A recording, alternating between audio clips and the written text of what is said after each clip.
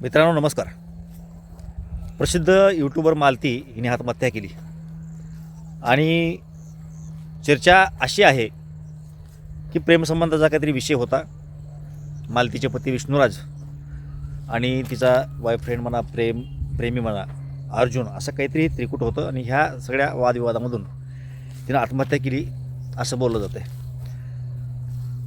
बिहारमधील ही घटना आहे. बिहारमधील ही यूट्यूबर होती आणि सोशल मीडियावरील लोक तिला ओळखतात. परंतु विष्णुराज असेल यांनी पत्रकार परिषदेमध्ये हे प्रकरण सांगितलं म्हणजे हा विषय त्या गावापुरता, त्या कुटुंबापुरता, त्या विभागापुरता मर्यादित नाही तर पूर्ण देशामध्ये ही या मुद्द्यावरती चर्चा झाली. या निमित्तानं आपल्याला यामध्ये दोषी विष्णुराज की दोषी मालती या विषयाकडे जायचं नाही. हा बिहारमधला प्रसंग आहे. मीडियाच्या माध्यमातून ह्या संदर्भातल्या माहिती आपल्याला भेटल्यात. विष्णुराज म्हणतोय की बायकोचं दुसऱ्यासोबत संबंध होते आणि ती माहिती असताना माझ्या पत्नीची इतरासोबत संबंध आहेत हे कळाल्याच्यानंतर मला किती वेदना झाल्या याची कल्पना तुम्ही करू शकत नाही असं तो म्हणतो आणि ते रास्तपर आहे. त्याचं ऐकल्याच्यानंतर सत्य वाटतं.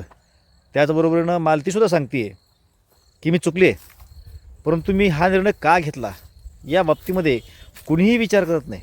मला असा निर्णय का घ्यावा लागला या बाबतीमध्ये कुणालाही योग्य वाटत नाही. त्यामुळं सर्वजण मला चुकीचं ठरत आहेत असंही ती सांगते. तिला सांगायचं की मी मजबूर होते हा निर्णय घ्यायला.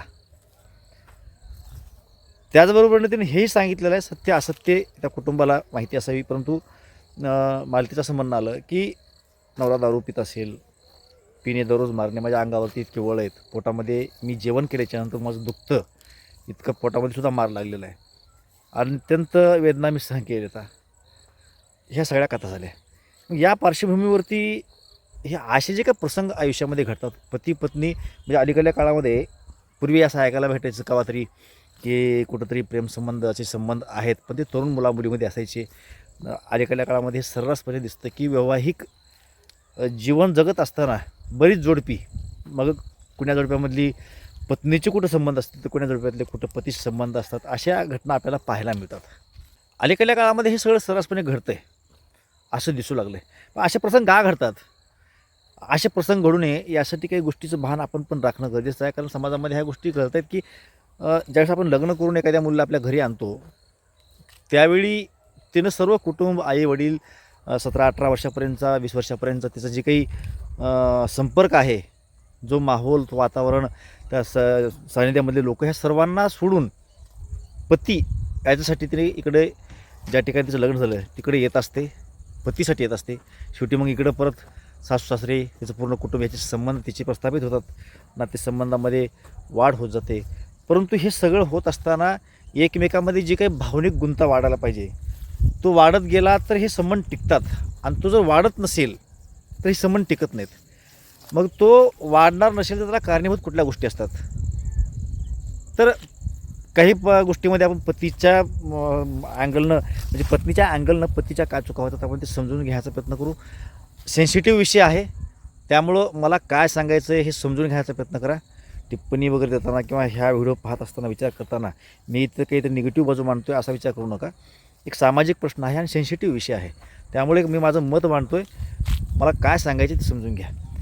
एक ज्यावेळेस पत्नी म्हणून एक मुलगी आपल्या घरी येते त्यावेळी तिला नवऱ्याकडून बऱ्याच अपेक्षा असतात आणि ज्या वेळेला तिच्या अपेक्षा पूर्ण होत जातात त्यावेळेला म्हणजे लग्नाच्या नंतर पती पत्नी म्हणून जे काही संबंध असतात ह्या संबंधापुरतं हे नातं मर्यादित नसतं. त्याच्या पुढे जाऊन एक भावनिक संबंध असतात, काही मानसिक तिच्या गरजा असतात.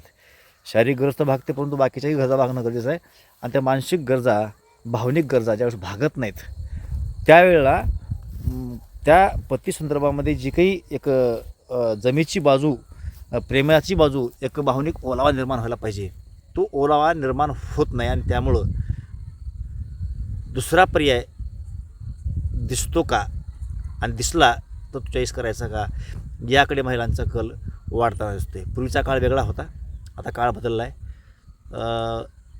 एक स्वतंत्र विचारसरणीच्या ह्याचा हा समाज बनत चालला आहे.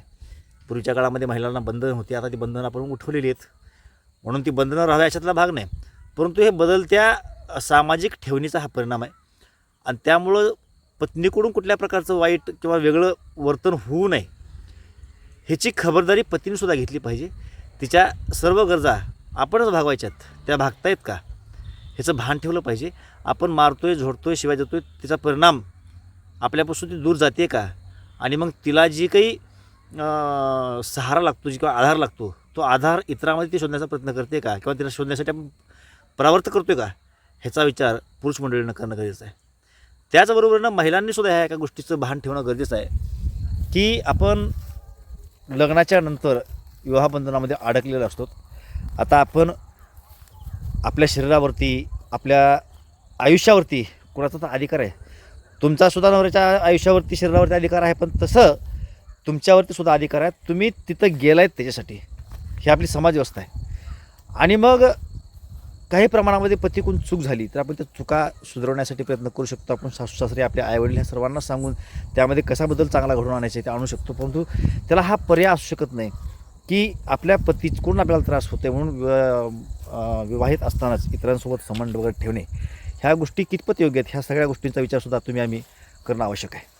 आता मालतीच्या बाजूने जर विचार केला तर मालतीने जो हा निर्णय घेतला मरण्याचा, तिने घेण्याच्या पूर्वी एक व्हिडिओ एकदा सोशल मीडियावरती व्हायरल होतो आणि त्यामध्ये ती रडते, सांगते आणि हे पण मान्य करते की मी चुकले, सर्वजण मला चुकीचं मानतायत, परंतु मी असं पाऊल का उचललं याचा विचार कोणीच करत नाही.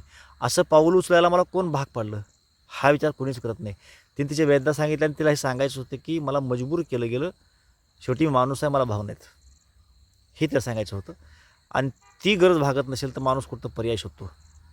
तो मी शोधला, मी चुकले, माझ्या नवऱ्यावरती प्रेम होतं, परंतु त्याने आता हे जरी म्हटले तुम्ही कुठलं तोंड घेऊन जाऊ शकते, मी त्यांच्याकडे जाऊ शकत नाही. आणि तिनेही शेवटी जीवनाचा अंत करून घेतला. मग मालतीनं जे पाऊल उचललं, प्रथम नवरा असताना इतरांसोबत प्रेमसंबंध ठेवण्याचं आणि त्यानंतर आत्महत्येचं, हे योग्य आहे का, तर ते पण योग्य नाही. शेवटी आपण आपलं घर सोडून, आपले आईवडील सोडून एका व्यक्तीसाठी म्हणजेच पतीसाठी इथे येतो.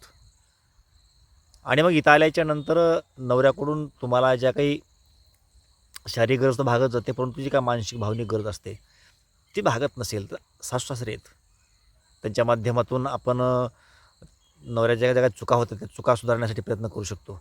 व्यसनी नवऱ्याकडून काही चुका होऊ शकतात, बोलण्यामध्ये वागण्यामध्ये काही बिभत्सपणा येऊ शकतो, परंतु आपली जी काय भारतीय संस्कृती आहे, इथली समाजरचना आहे, त्या रचनेनुसार शेवटी एक 21 लग्न झाल्याच्यानंतर आपल्याला त्यासोबत शेवट काढावा लागतो. आणि काढणं शक्य नसेल तर घटस्फोट हा पर्याय असतो. घटस्फोट होण्याच्या पूर्वी आपण असा एखादा दुसरा पर्याय निवडणे, नवरा असताना इतरांसोबत संबंध ठेवणे, हे आपल्या समाजव्यवस्थेमध्ये मान्य नाही आणि ते करणं चुकीचं आहे हे आपली समाजव्यवस्था सांगते आणि ते योग्य पण नाही. कुण्या कारणानं आपण पाऊल उचललो, कारणं काही असतील, पण हे पाऊल उचलणं योग्यच नाही आहे. जर आपल्याला त्यासोबत आयुष्य घालणं शक्य नसेल तर आपण घटस्फोट घेऊ शकतो आणि जो कोण आपल्या आवडीचा असेल त्यासोबत लग्न करू शकतो.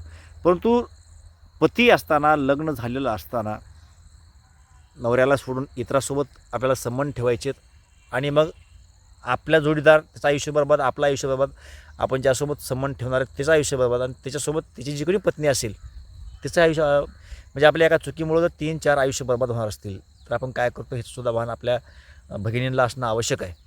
तर महिला किंवा ज्या काही मुली आहेत विवाहित, त्यांनी ह्या गोष्टीचं भान ठेवणं आवश्यक आहे की हा पर्याय असू शकत नाही. नवऱ्याचा स्वभाव आवडला गेला, नवरा आपल्याला पाहिजे ते देऊ शकणार गेला, म्हणून त्याला हा पर्याय असू शकत नाही. आपण आईवडिलाला सांगून त्यामध्ये सुधारणा करून घेऊ शकतो. संबंधामध्ये काही बिघाड आले असेल तर आपण काही दिवस माहेरला राहू शकतो, नवऱ्याला सुधारण्याची संधी देऊ शकतो. आणि त्याही उपर नवऱ्यासोबत आपले संबंध सुधारणं शक्यच नाही असं वाटत असेल तर आपण घटस्फोट घेऊ शकतो. हा पर्याय आहे ना, कायदेशीर पर्याय आहे. आणि मग घटस्फोट घेतल्याच्यानंतर आपण मोकळे आहोत, आपल्याला जो कोणी आवडतो त्यासोबत आपण नंतर लग्न करू शकतो. हा पर्याय निवडणं योग्य राहील. परंतु अशा पद्धतीनं वैवाहिक जीवन असताना, पती असताना इतरांसोबत संबंध ठेवणं हे सुद्धा गलत आहे.